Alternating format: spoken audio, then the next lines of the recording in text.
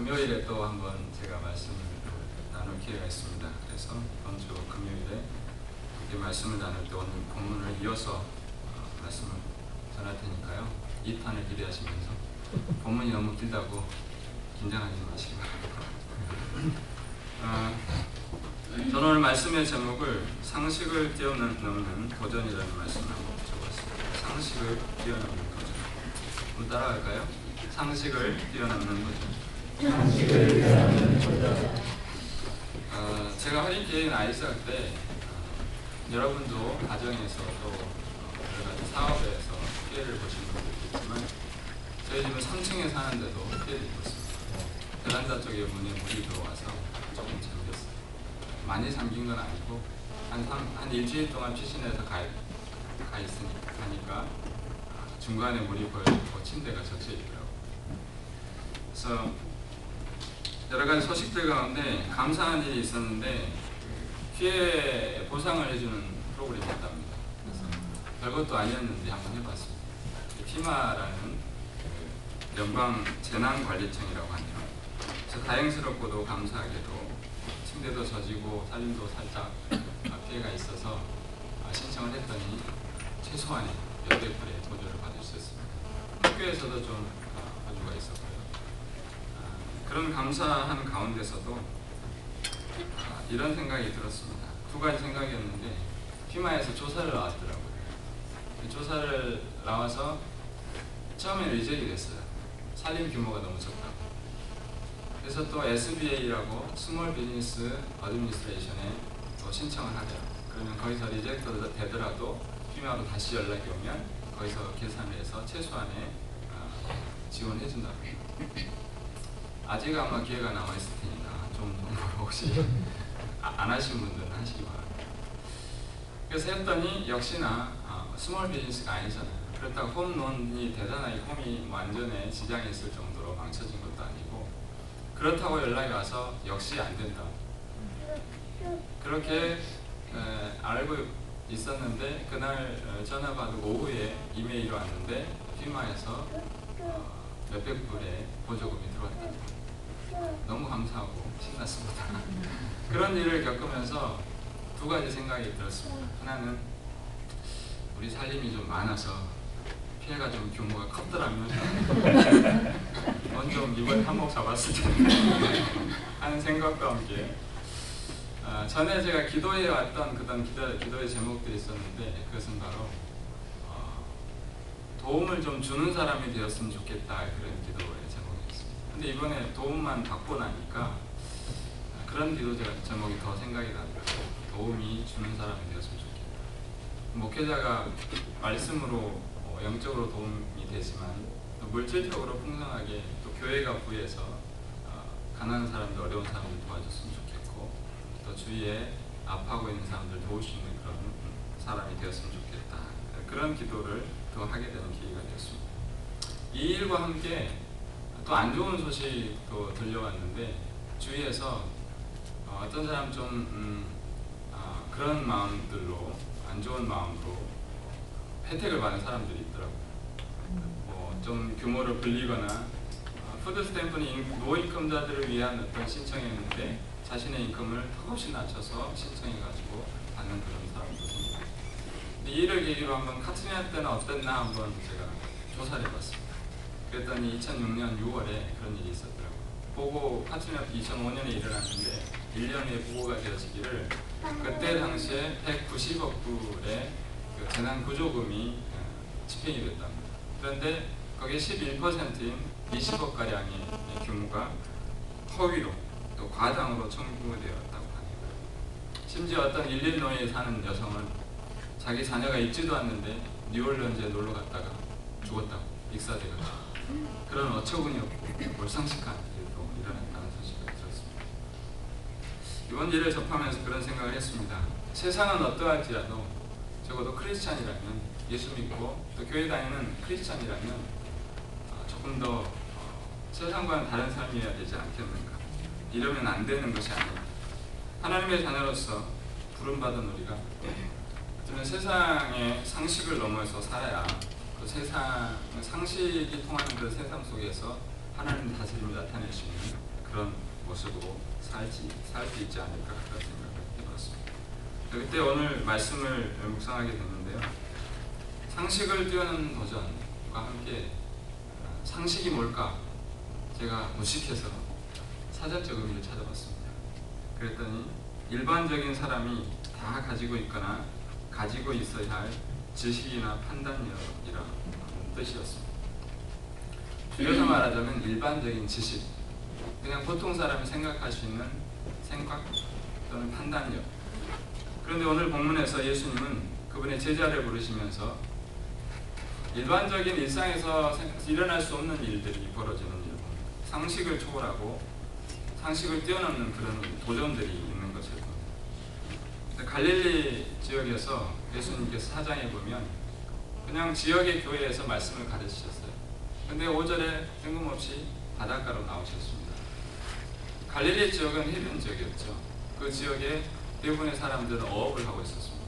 그래서 바닷가로 왔다는 것은 그들의 일상 속으로 왔다는 거예요.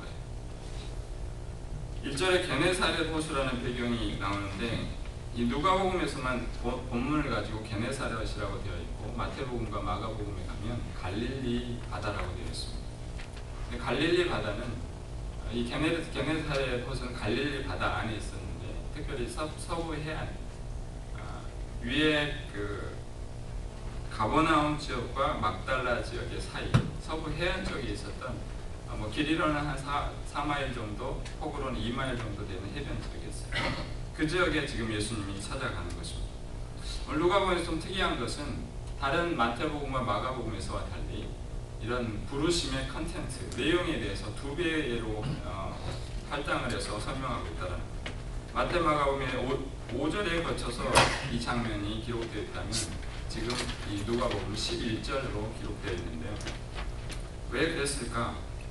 다른 성경을 보면 그냥 예수님이 지나가시다가 나를 따라오너라, 내가 너를 사람을 낚는 어부가 되게 해요. 그 말씀이 기록되어 있거든요.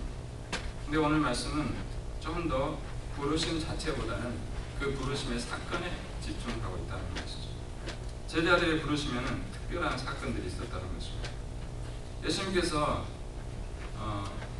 하나님께서 때로는 예수를 믿게 하려고 또 예수님을 부르는 과정이 어떤 사람이 특별한 사건을 주실 때도 있는 거예요.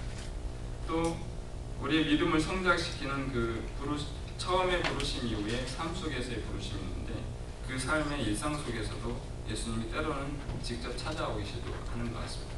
오늘 본문에 베드로처럼 베드로가 어느 날 고기를 잡고 그물을 싣고 있었습니다. 그의 일상이었습니다. 찾아왔습니다. 베드로의 입장에서는 예수님이 찾아온 것만이 아니라 때로는 예수님이 우리의 삶의 터전을 옮기시기도 합니다. 그 이유는 4장을 보시면 시몬 베드로의 장모가 열병이 걸려서 낫게 되는 장면이 있어요. 그때는 장모의 집이었습니다. 근데 시몬 베드로의 장모님에게는 열병이 낫는 그런 일이 일어났는데 베드로에게는 아무 일도 일어나지 않습니다. 어떤 고백도 어떤 반응도 어떤 사건도 일어나지 않아요. 그래서 이제는 베드로가 바닷가에 있을 때 그곳으로 옮겨서 예수님이 계획적으로 목적을 가지고 찾아오셨습니다. 그 목적이 뭐예요? 제자를 부르십니다. 예수님 어느 날 우리를 자신의 품으로 부르시는 목적으로 자신을 따르게 하기 위해서 우리의 일상 속 오늘도 어쩌면 우리의 일상일 수 있습니다. 오늘 우리에게 어떤 말씀을 하실 수 있습니다. 상식을 뛰어넘는 도전, 그런 것이 있을 수 있다는 거죠. 2000년에 베드로에게 그렇게 행하셨던 거죠. 그렇다면 베드로에게 어떤 일이 있었을까요? 베드로가 맞닥뜨린 첫 번째 도전은요, 말씀을 의지하는 것이었습니다. 경험을 의지하는 것이 아니라 말씀을 의지하는 것이었습니다. 지난 밤에 고기를 잡았습니다. 근데 고기가 한 마리도 잡히지 않았습니다. 예수님께서 찾아오시더니 깊은 곳에 가서 그물을 내라. 그리고 그곳에서 고기를 잡아라. 베드로 입장에서는 어이가 없었습니다. 자기는 평생 동안 어부였는데 갑자기 예수님의 직업은 뭐였습니까?